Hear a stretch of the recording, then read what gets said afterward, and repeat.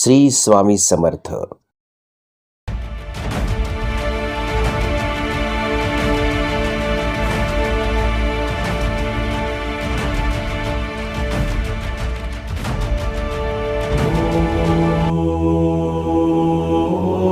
मित्रांनो, तुम्हाला माहिती आहे का, देवादिदेव महादेव यांना नीलकंठ का म्हणतात?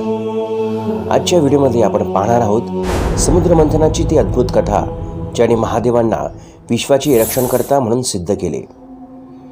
खूप वर्षांपूर्वीची गोष्ट आहे. देव आणि दानव यांच्यात अमृतासाठी समुद्र मंथन करण्याचे ठरले. क्षीरसागराच्या मध्यभागी मंदराचल पर्वत घुसळण्यासाठी वापरला गेला आणि वासुकी नागाची दोरी बनवण्यात आली. एका बाजूने देवांनी तर दुसऱ्या बाजूने असुरांनी ओढायला सुरुवात केली. समुद्र घुसळला जाऊ लागला आणि त्यातून एक एक करून अद्भुत रत्ने बाहेर पडू लागली. लक्ष्मी माता, ऐरावत हत्ती आणि कामधेनू गाय सर्व काही आनंदाने वाटून घेतली जात होते.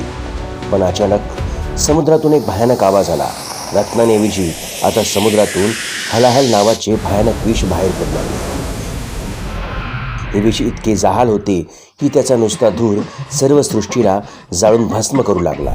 झाडे कोमजली, पक्षी मरू लागले आणि देवदानव दोघांनाही मृत्यूची भीती वाटू लागली. या विषयाची ज्वाला इतकी तीव्र होती की ब्रह्मदेव आणि भगवान विष्णूही चिंतेत पडले. या संकटातून वाचण्याचा आता एकच मार्ग होता, कैलासपती महादेव. सर्व देव आणि ऋषीमुनी कैलासावर धावले. हे महादेव, रक्षस्व रक्षस्व अशी त्यांनी अर्थहाक मारली. सृष्टीचा विनाश पाहणे महादेवांना शक्य नव्हते. त्यांनी विचार केला की जरी विष पृथ्वीवर पडले तर सर्व सजीव सृष्टी नष्ट होईल. विश्वाच्या कल्याणासाठी त्यांनी स्वतः पुढे येण्याचा निर्णय घेतला. महादेवांनी ते भयानक हलाहल विष आपल्या हाताच्या तळव्यात घेतले.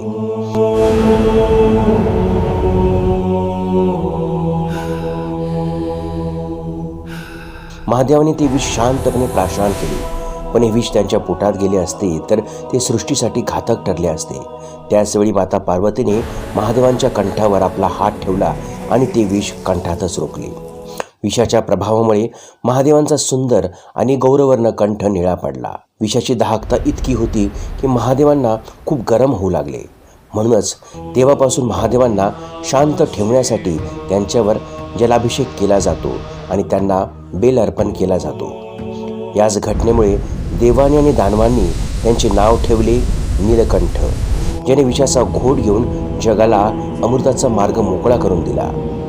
हर हर महादेव. श्री स्वामी समर्थ.